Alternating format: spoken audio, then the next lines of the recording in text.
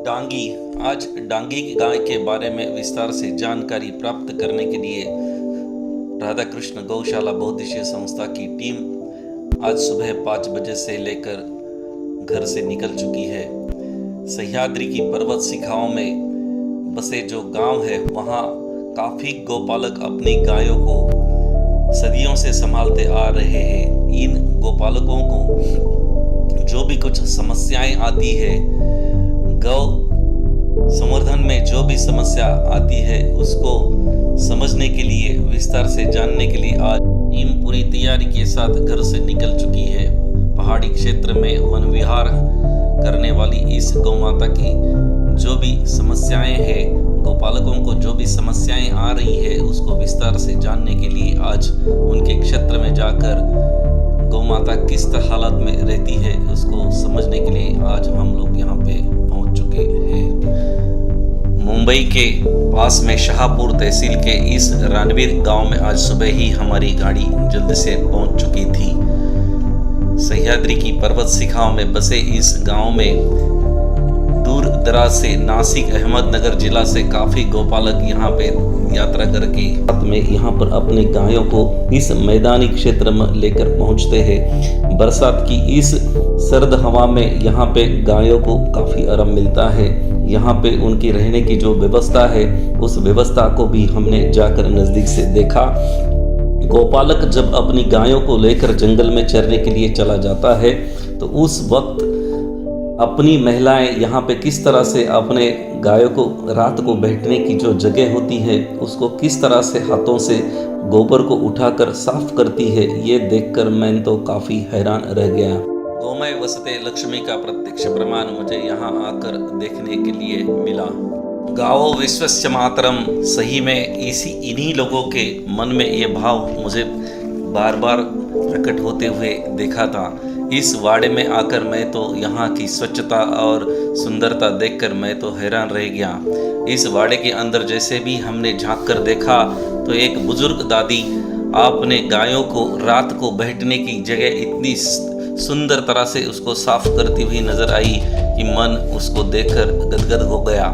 सही मात्रा में यही लोग गावो विश्वस्य मातरम कहने के लायक है और गाय के प्रति इनकी श्रद्धा अपार है।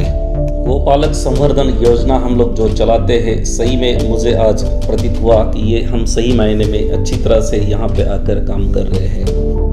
डांगी गाय के बारे में हम लोग विस्तार से जानकारी हासिल करते हैं।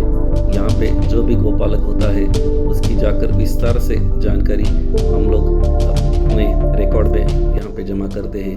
उनके पास कितनी गाय है, कितनी बच्चियाँ हैं, कितने नंदी है, कितने गोवंश है, वो सभी जानकारी हम लोग अपने फाइल में जमा करके उसका एक रजिस्टर बनाते हैं और वो रजिस्टर हम अपने योजनाओं के माध्यम से उनको जो भी लाभ पहुंचाना है उसके काम में हमें वो आता है। इनका सब डेटा कलेक्ट करके हम हर वाड़े में जाकर उनके विस्तार से जानकारी प्राप्त करते हैं और हर एक गौपालक से गौपालक जीवन संवर्धन योजनाओं में हम गौपालकों को सही मायने में उनकी ज़रूरत वाली चीज़ों का लाभ पहुंचाते हैं। जैसे भी गायों का दूध किस तरह से नष्ट हुआ, इस सूक्ष्मता में जाकर मैंने जब अभ्यास किया तब हमने नंदीदान योजना यहाँ पर शुरू की और मुझे कहते हुए काफ़ी हर्ष हो रहा है कि उसके बहुत ही अच्छे परिणाम हमको यहाँ प्राप्त हुए। गौपालकों के यहाँ पे नंदीदान योजना के बाद ये बेहतरीन परिणाम आपके सामने आपको देखने के लिए मिल रहे हैं। 1 साल में इतने बेहतरीन परिणाम हमें प्राप्त हुए और इन गौपालकों के लिए काम करते हुए मैं सही में भगवान श्री कृष्ण को याद करके राजूभाई दीक्षित की प्रेरणा से हम लोग बहुत ही सुंदर सूक्ष्मता में जाकर काम कर रहे हैं। गौपालकों की ज़रूरत के लिए हम लोग हर मायने में छोटी सी छोटी बात का ध्यान रखते हुए इनके हर समस्या को उलझाने के लिए हमने सह्याद्री डांगी गौ संवर्धन योजनाओं के माध्यम से काफ़ी छोटी छोटी बातों को ध्यान रखते हुए गौपालकों की ज़रूरतों के लिए हमने बहुत सारी योजनाएं यहाँ पे लाई हुई है। गौपालकों के लिए 6,000 रुपया प्रति माह मानधन हमने यहाँ पे शुरू किया और उसका लाभ गौपालक यहाँ बड़ी खुशी से उठा रहे हैं। सरकार की किसी भी मदद के सिवा हम लोग यहाँ पे काम कर रहे हैं। तुमचं नाव काय बाबा? रामदास मारुती खाडे, जागीर दरवाड. तालुका अकोले ना? आणि आणि गाई किती तुमच्या? 25 गाई आहे. हां, तुमचं नाव? नामदेव श्रवणाखडे, गाव? बारी, तालुका? अकोले. आणि किती गाई आहे? 55 गाई आहे. तुमचं नाव? प्रकाश गाव? रोड. आणि गाई किती आहे? 40 गाई आहे. तर तुमचं नाव काय आणि गाव कुठलं? जांभूळ त्यांचं गाव आहे. आणि किती गाई आहे तुमच्या इथे? 40 त्यांच्या गाई आहेत. त्यांना नंदी सुद्धा त्यांच्या गाईमध्ये आज त्यांच्यासोबत आहे. या शहापूर तालुक्यामध्ये जांभूळवड म्हणून जे गाव आहे तिथं राधाकृष्ण गोशाला बुद्धिस्ट संस्था आहे. आणि तिथं गोपालक एक आपल्याला भेटले. काय नाव होतं तुमचं? नाव काय? कान्हू मंगा थोरात म्हणून त्यांचं नाव आहे. आणि किती गाई आहे तुमच्याकडे? 50 ते 60 गाई त्यांच्याकडं, डांगी वंशाच्या गाई त्यांच्याकडे आहेत. तुमच्या गाई किती आहे? 55 गाय लेकर वो यहाँ पे पहुँचे हैं और कम से कम 80 से लेकर 100 किलोमीटर की यात्रा, पैदल यात्रा कर कर यहाँ पे गाय को लेकर आते हैं और घाट उतर कर वो यहाँ मुंबई की तरफ गायों को लेकर आते हैं और काफ़ी दिन यहाँ तक, मतलब 4 महीने तक वो यहाँ पे रहते हैं और दशहरा और दिवाली में वो अपने गांव में गायों को लेकर वहाँ पे चले जाते हैं. तो इस तरह से पूरा 12 महीने इनका गायों को लेकर पूरे जंगलों में और अलग अलग गाँव में यहाँ भ्रमण होता है. और इस तरह से इनका गोपालन, डांगी का बहुत ही अच्छा ब्रीड हम लोगों को यहाँ पे देखने के लिए मिल रहा है. सन 2014 में हमने सही मात्रा में डांगी गायों पे काम करना शुरू किया. राजू प्रेरणा और गोपाल भाई सुतिया के कहने से हमने डांगी पे बहुत ही विस्तार से काम किया.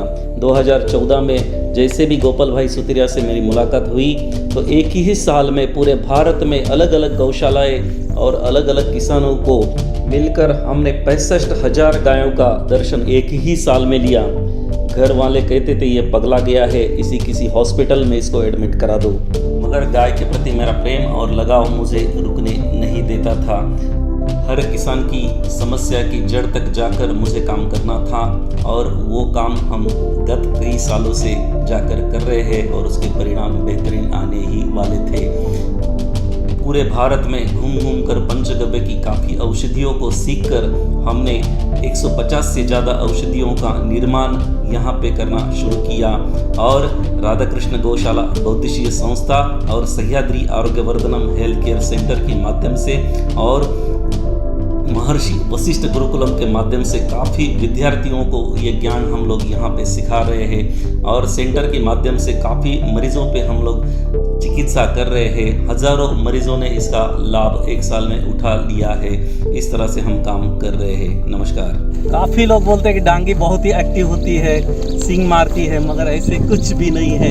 इतना शांत स्वभाव की डांगी हमको कहाँ देखने के लिए मिलेगी. अगर जंगलों में खुली वातावरण में बिना रस्सी के गाय यहाँ पे घूमती है, जंगलों में खुले जंगल में चारा खाती है, वन विहार करती है और ये गौचर भूमि में चारा खाकर इतनी स्वस्थ और इतनी शांत और इतनी आनंदी गाय आपको कहाँ पे देखने के लिए मिलेगी. सुबह 5 बजे से लेकर पूरे डांगी के क्षेत्र में घूम घूम कर हम लोग अब पूरा डाटा कलेक्ट करके आज वापस अपने घर की तरफ लौट चुके. काफ़ी मन गदगद हुआ.